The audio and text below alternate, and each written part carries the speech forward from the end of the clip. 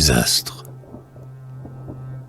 Monde qui, chaque soir, à mes regards ravis, publiez la grandeur du Créateur suprême. Pas si vous les premiers dans un lointain extrême, où d'autres sont-ils morts, que vous avez suivis. À d'implacables lois êtes-vous asservis? La route parcourue est-elle encore la même? Et, comme les fleurons autour d'un diadème, rayonnez-vous autour des célestes parvis? Est-il parfois chez vous un cœur qui s'apitoie?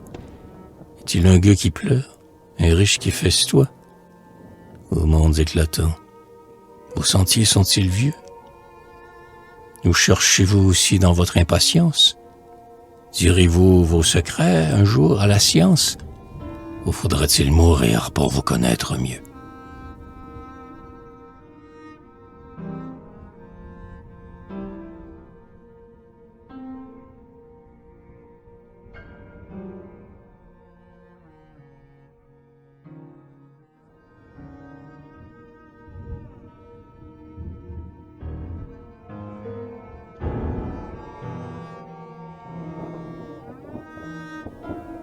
La terre. Comment apparaît la terre en ces champs infinis, où le ver savant hâte ses découvertes, quand de neige ou de fleurs ces plaines sont couvertes, et quand, sur ces labours, flottent les blés jaunis. Comment, avec ces bois comme des flots unis, avec ces mers de sable et ces oasis vertes, ces nuages pareils à des ailes ouvertes, ces fleuves vagabonds et ces rochers brunis, esclaves résignés ou superbes rebelles, cette vivante terre est étrangement belle, et le pied du Seigneur en fait son escabeau. Elle est comme une ruche où peinent les abeilles.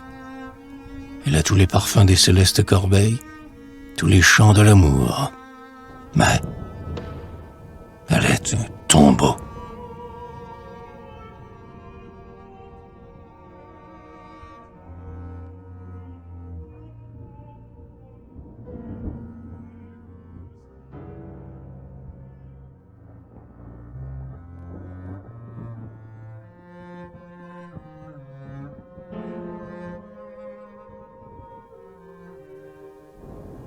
L'univers est un poème.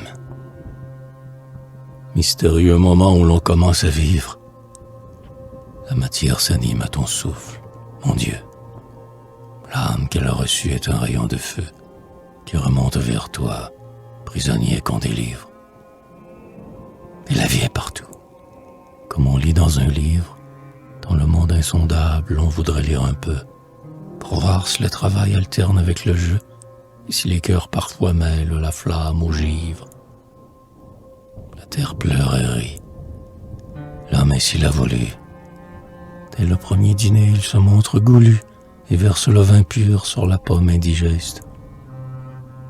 Le poète, à l'aspect de la voûte céleste, se dit, rêvant de vers et tombant à genoux, le monde est un poème et Dieu l'a fait pour nous.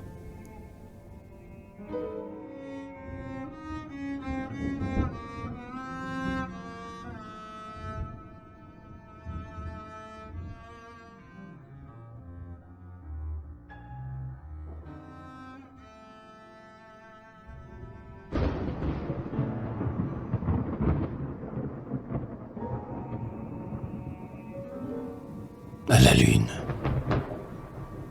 Quand tu luis au-dessus de la forêt mouvante, on dirait que des feux s'allument tout au fond. Tu donnes un baiser à l'océan profond, et l'océan frémit comme une âme vivante. Es-tu notre compagne? Es-tu notre servante? Ton éclat nous ravit, ton pouvoir nous confond. Sous ton voile brillant comme l'or qui se fond, n'es-tu qu'un astre mort où règne l'épouvante? Donne au toit sans lumière un rayon de pitié. Au rêve du poète, une aile audacieuse, et sur les nids d'amour plane silencieuse. Tu n'offres à nos yeux souvent qu'une moitié. De même faisons-nous, blonde lune que j'aime. Cachons-nous des défauts par ce vieux stratagème.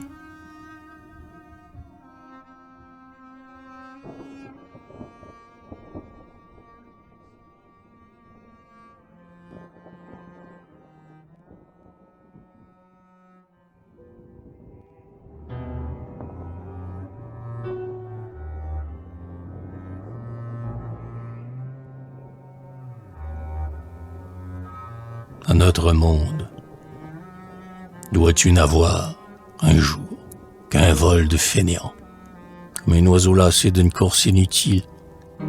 Iras-tu, quand il faut pour te rendre fertile, des ans par millions, en un jour au néant? Sais-tu la profondeur de l'espace béant? Le temps qui nous détruit, est-ce qu'il te mutile?